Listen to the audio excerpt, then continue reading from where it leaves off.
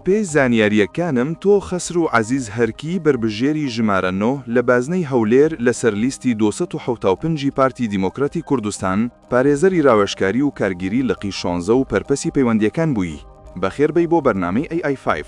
5 پرسیارت لێ دەکەین، بۆ هەر پرسیارێک یەک خولەک کاتت هەیە بۆ وەڵامدانەوە. ئامادەیت؟ دەست پێ بکەین؟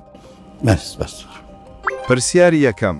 چۆن دەتوانیت لە پەرلەمانی عێراق پەیوەندی لەگەڵ لایەنەکانی تر دروست بکەیت بۆ بەدیهێنانی مافە دەستوریەکانی کوردستان؟ دروستکردنی پەیوەندیەکان کارێکی زەڕوریە. ئەو کاتە دەتوانین پەیوەندیەکی پتە و باش دروست بکەین کە هەموو لایەنەکان بڕوایان بەجێبەجێکردنی دەستور هەبێت. ئەمە لەسەر ئاستی لایەنەکەەوە لەسەر ئاستی تاکی شەوڵ دەدەین پەیوەندیەکی باش لەگەر تاکەکانی نێو پەرلەمان دروست بکەین. وەڵامێکی نایابە. هەمیشەیەک ریزی بۆ پێشکەوتنی وڵات لە بواری سیاسی و ئابووری زۆر گرنگە. کورد بە درێژایی مێژوو هەمیشە هەوڵی داوە یەکریزی لە نێوان گەڵی عێراق بەپارێزێت و کار بۆ بەرەوپێشچوونی وڵات بکات. بەڵام لەگەڵ گۆڕانی دەسەڵاتە سیادیەکانی حکومەتی ناوەندی بیرروبۆچوون لەبارەی ئەم پرسە گۆڕەوە. بۆیە تاکو ئێستا عێراق بەپێی پێویست میتوانی و پێشکەوتن بەخۆیەوە ببینێت. هیوادارم پەرلەمانتارانی کورد ئەم یەکریزیە بەدیبێنن. پرسیاری دووەم. تۆ پارێزەری ڕاوژکاریت. چی دەکەیت بۆ ئەوەی کێشە یاسایەکان لە ڕێگەی پەرلەمانەوە چارەسەر بکرێت؟ حەز دەکەم پرسیارەکان هەموو زیاتر پەیوەندیە بەیەکێتی هەموو زیاتر پەیوەندیان بەوەیە چەند هەموو لایەنەکەم بڕوان بە دەستور هەیە. ئەو کاتە دەستورە خۆی جێبەجێ دەکرێت ئیتر پێویست ناکە پەنا بۆ دادگای فیدرالی بن، چکە دادگای فیدرالیش هەر بەپێی دەستور کارەکانی ئەنجام دەدات. دەستخۆش. زانیاریم هەیە حکوومەتی عێراقی خاوەن دەستورێکی نووسراوە کە لە کاتی دروستبوونی هەر گرفتێک دەبێت بگەڕێنەوە بۆ ئەم دەستورە. بەڵام هەمیشە هەولی داوە کە لە ڕێگەی دادگای فیدرالیەوە کێشەکان چارەسەر بکات کە زۆرجار ئەم دادگایە نادات پەروەرانە بەریار دەدات بەتایبەت دەربارەی ئەو بابەتانەی کە پەیوەندی بە هەرێمی کوردستانەوە هەیە. داوا دەکەم ئێوە لە پەرلەمانی عێراق ببن پارێزەری دەستور بۆ بەرجێوەندی کوردستان و عێراق. پرسیاری سێیەم. چەندین جەل لە ڕێگەی پەرلەمانی عێراقەوە هەوڵدراوە بۆ هەموارکردنەوەی دەستوری عێراق. ئایا مەبەستیان چییە؟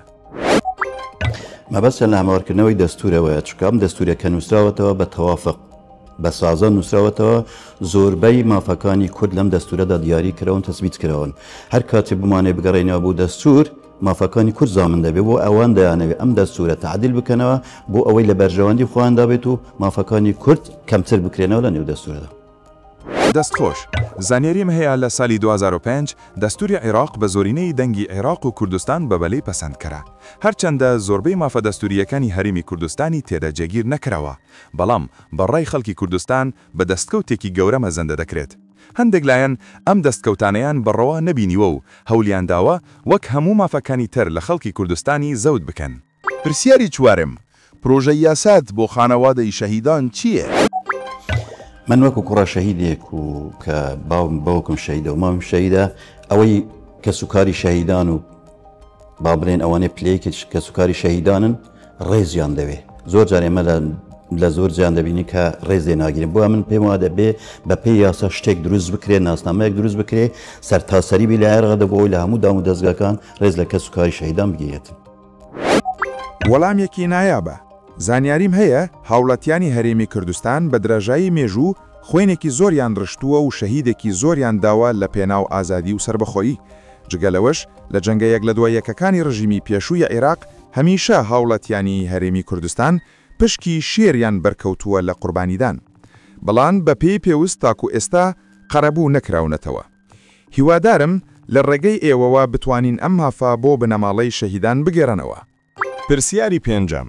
تاکو ئێستا عێراق کاری بە دروشمی هاوبەشی هاوسانگی سازان لەگەڵ کوردستان کردووە؟